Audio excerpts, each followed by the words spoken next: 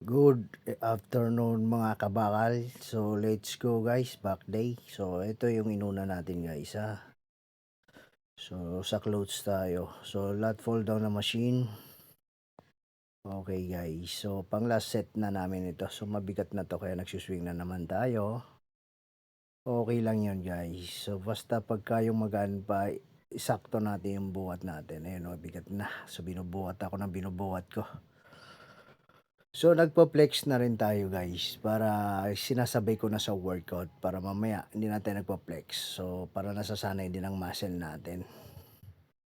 So ito naman yung lat pull down na wide guys. So ito yung pangalawa namin. Yun. So mabigat na to guys kaya medyo nagsuswing din tayo.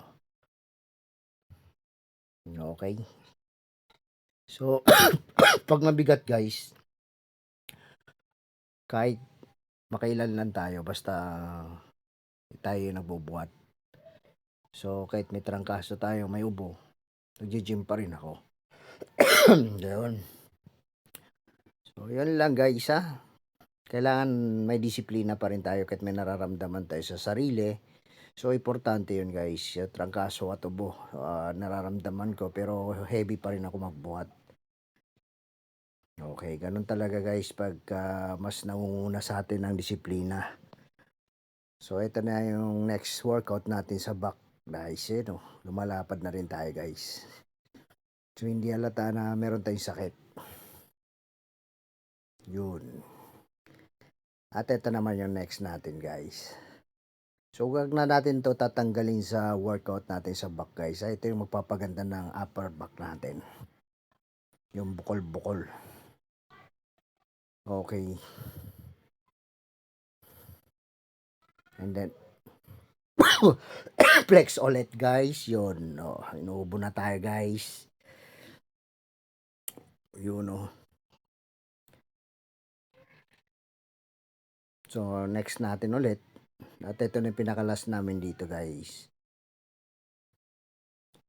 So napapansin naman natin na gumaganda yung likod natin guys. Yung back. So dahil yan sa pagkain natin guys, sa kinakain natin na plain pa rin ang kain ko, parang pang diet pa rin. So kahit bulky tayo guys, may cutting pa rin tayo. Meron tayong naaninag na cutting. Importante kasi yun guys pag nagpapaganda tayo ng katawan. So nagiging matured yung muscle natin. Okay, so ito na yung next ulit. So single arms to guys, na para lalo tayong lumapad. Okay, so salitan to guys ha.